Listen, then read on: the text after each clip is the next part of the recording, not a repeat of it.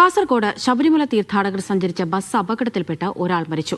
മലയോര ഹൈവേയിൽ കാറ്റാങ്കവലയിലാണ് അപകടമുണ്ടായത്. 5 പേർക്ക് ഗുരുതര പരിക്കേറ്റു. കർണാടകയിൽ നിന്നുള്ള ബസ്സാണ് അപകടത്തിൽപ്പെട്ടത്.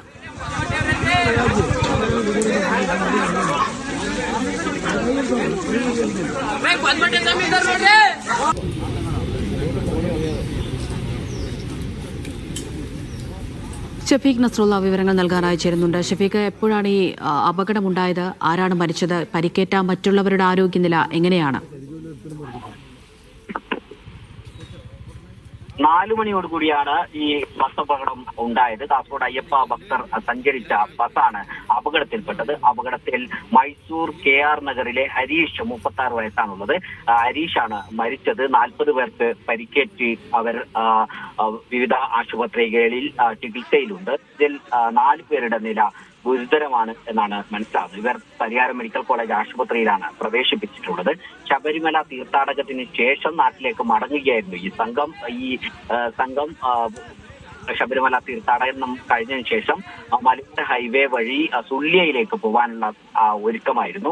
സുള്ളിയയിലേക്ക് പോകുന്നതിന് വേണ്ടിയാണ് മലയോര ഹൈവേയിലെത്തിയത്. അവിടെ കാറ്റാങ്കവലയിലെത്തിയപ്പോൾ അവിടെ വലിയ ഇറക്കവും വലിയ വളവുമുള്ള സ്ഥലമാണ്. അവിടെ എത്തിയപ്പോഴാണ് ബസ് ഈ കുഴിയിലേക്ക് മറിഞ്ഞത്.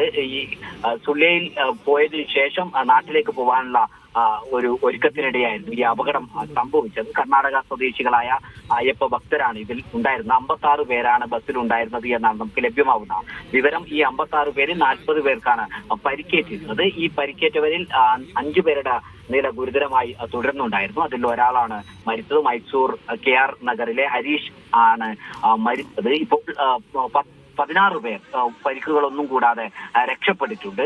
ഈ ചെറിയ പരിക്കുകൾ പറ്റിയവരെ ഈ ചെറുപുഴയിലെയും അതുപോലെ പയ്യന്നൂരിലെയും വിവിധ സ്വകാര്യ ആശുപത്രികളിൽ പ്രവേശിപ്പിച്ചിട്ടുണ്ട്. കൂടുതൽ ഗുരുതരമായ പരിക്കേറ്റവരെ കണ്ണൂർ മെഡിക്കൽ കോളേജ് ആശുപത്രിയിലാണ് പ്രവേശിപ്പിച്ചിട്ടുള്ളത്. ഇനി അപകട തരണം ചെയ്തു, ഗുരുതരമായി പരിക്കേറ്റവരും അപകടനില തരണം ചെയ്തു എന്നാണ് ആശുപത്രി വൃത്തങ്ങൾ നമുക്ക് ലഭ്യമാവുന്ന വിവരം. ഹരീഷ് മൈസൂർ KR നഗറിലെ ഹരീഷ് ഈ മൈസൂറും പരിസരങ്ങളിലുമുള്ള ആളുകളാണ് ഈ തീർത്ഥാടകരെല്ലാം എന്നാണ് നമുക്ക് മനസ്സിലാവുന്നത്.